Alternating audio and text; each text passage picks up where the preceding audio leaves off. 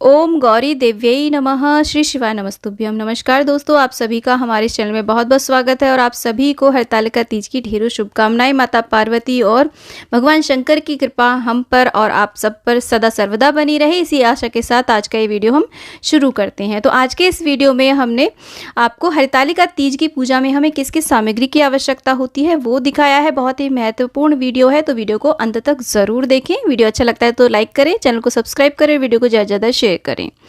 तो देखिए, हरतालिका तीज की पूजा को बहुत ही बड़ी पूजा माना जाता है। बहुत ही कठिन व्रतों में से एक व्रत होता है। इस व्रत को सुहागिन स्त्रियां अपने सुहाग के लिए करती हैं, घर में सुख समृद्धि के लिए करती हैं और कुंवारी कन्याएं सुयोग्य वर प्राप्ति के लिए इस व्रत पूजन को करती हैं। तो देखिए, पूजा करने के लिए हमें एक चौकी लगानी होती है। बहुत बड़ा पूजन होता है, तो आप एक चौकी ले लीजिए, पटा ले लीजिए, उसके ऊपर आप लाल वस्त्र बिछा लीजिए, क्योंकि ये मुख्य रूप से माता पार्वती का पूजन होता है। और आप चाहें तो पीला वस्त्र भी बिछा सकते हैं, और क्योंकि देखिए लाल और पीला दोनों ही शुभ माने जाते हैं पूजा में, तो आप लाल पीला वस्त्र बिछा लें। ये जो पूजा है इसमें पार्थिव शिव परिवार की पूजा की जाती है, अभिषेक किया जाता है। तो आप इस तरीके से मिट्टी से, बहुत ज़्यादा आपको स्पेशल कलाकारी दिखाने की आवश्यकता नहीं है, पिंडाकार रूप में भी आप इस तरीके से बना सकते हैं। पार्वती, शिवलिंग और यहाँ पर गणेश जी, कार्तिकेय और नंदी जी, इस तरीके से आप बना लें। मार्केट में भी बनी बनाई इस तरह की मूर्तियाँ आती हैं मिट्टी की, वो भी ले सकते हैं। अगर व्यवस्था नहीं हो पा रही है तो आप इस तरीके से शिव परिवार का भी आप पूजन कर सकते हैं, तस्वीर आदि से भी पूजन किया जा सकता है। लेकिन आप मिट्टी के शिवलिंग अवश्य रूप से बनाएं, उनका अभिषेक अवश्य करें इस व्रत पूजन में। अब देख लेते हैं कि पूजा की थाली में हमें क्या क्या चाहिए। एक जल का लोटा हमें चाहिए, जिसे रख करके हम पूजा करेंगे और कथा सुनेंगे। साथ में हमें 2 बाती का एक दीपक बनाना होता है। इस तरीके से देखिए, देसी घी का दीपक बनाया जाता है। दीपक थोड़ा बड़ा साइज का लें, क्योंकि पूरी रात्रि अगर ये दीपक जलता है तो बहुत ही ज़्यादा शुभ रहता है। उसके साथ में एक धूप ले लेंगे, और यहाँ पर देखिए स्नान कराने के लिए पंचामृत ले लेंगे, दूध, दही, शक्कर, शहद और घी से बना करके।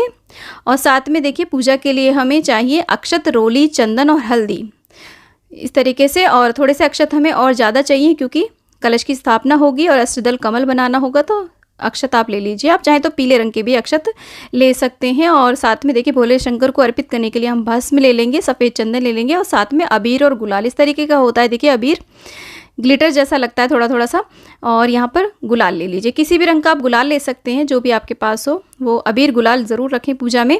और साथ में देखिए इत्र ले लीजिए, गंगा जल, भगवान भोलेनाथ के पूजन में गंगा जल का विशेष रूप से प्रयोग किया जाता है। कलावा ले लीजिए वस्त्र रूपी, अर्पित करने के लिए, देवताओं को अर्पित करने के लिए। इस तरीके से 2-3 आप जनेऊ ले लीजिए। यदि आपके पास जनेऊ नहीं है तो आप कच्चे सूत को 7 बार लपेट करके भी अर्पित कर सकते हैं। साथ में देखिए आरती करने के लिए हमें कपूर की आवश्यकता होगी। आप चाहें तो दीपक से भी आरती कर सकते हैं, या दोनों से भी आरती कर सकते हैं। और कुछ दक्षिणा पूजा में अवश्य रूप से रख लीजिए। और इसी के साथ में हमें आवश्यकता होती है, देखिए हरतालिका तीज की जो पुस्तक आती है कथा की, वो आप पूजा में रख लीजिए।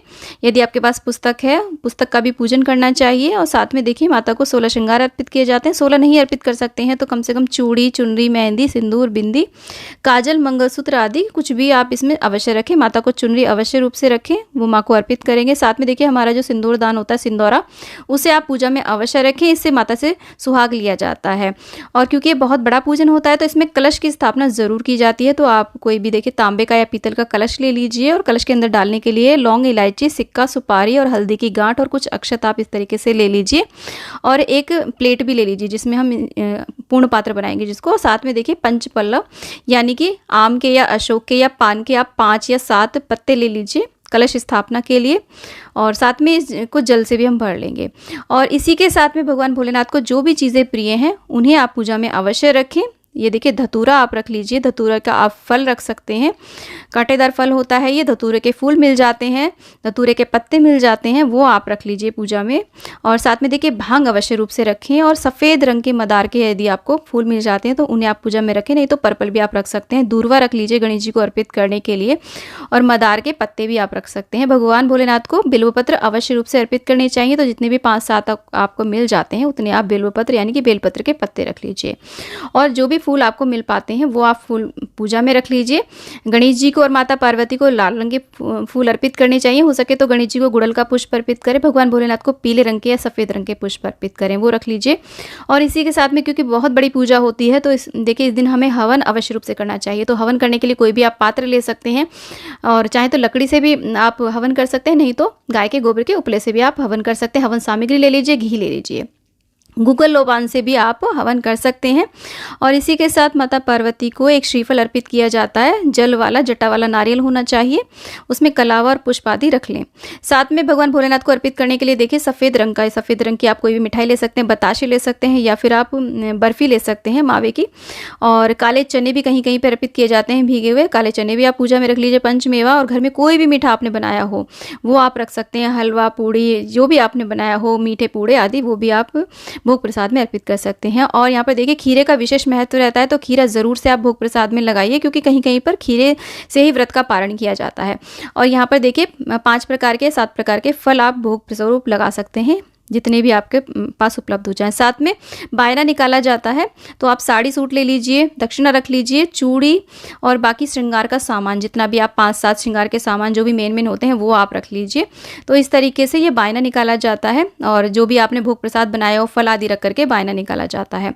और इसी के साथ में देखिए आपकी जो चुनरी है, शादी की जो चुनरी होती है, उसको आप इस तरीके से गंगाजल छिटक करके उसे आप पूजा में अवश्य रूप से ओढ़ें, या फिर आपका पीलिया है उसे आप ओढ़ सकते हैं, तो बहुत ही शुभ रहता है। अब यहाँ पर देखिए जो हमने माता के लिए, पार्वती के लिए श्रृंगार का सामान निकाला है वो अलग है और बायने का अलग है सामान, तो 2 हमें श्रृंगार की सामग्री चाहिए होंगी।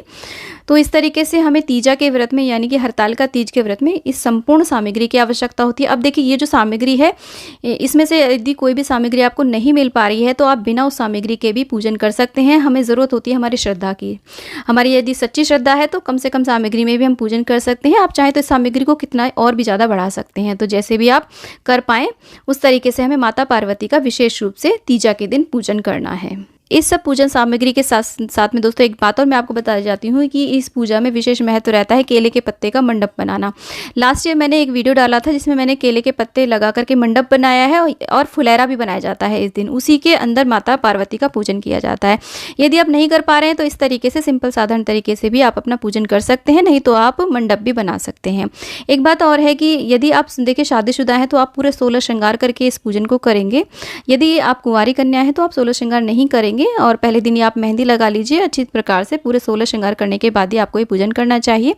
इस व्रत पूजन में नए कोरे वस्त्र पहने जाते हैं। यदि किसी कारण से आप नए कोरे वस्त्र नहीं पहन पा रहे हैं तो जो भी आपके पहले पहने हुए वस्त्र हैं आप उनको अच्छी प्रकार से धुल करके ड्राई क्लीन करा करके आप उन पर थोड़ा सा गंगाजल का छींटा दे दीजिए, उन्हें शुद्ध कर लीजिए, उसके बाद ही आप उन्हें पहने।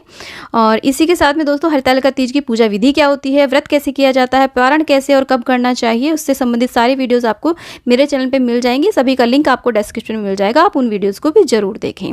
तो उम्मीद करती हूँ कि वीडियो आपको अच्छा लगा होगा। वीडियो अच्छा लगा तो वीडियो को लाइक शेयर, चैनल को जरूर सब्सक्राइब करें। कमेंट बॉक्स में पार्वती माँ की जय आप अवश्य लिखें। दोस्तों मिलते हैं नेक्स्ट वीडियो में, तब तक के लिए हर हर महादेव, जय हो पार्वती मैया।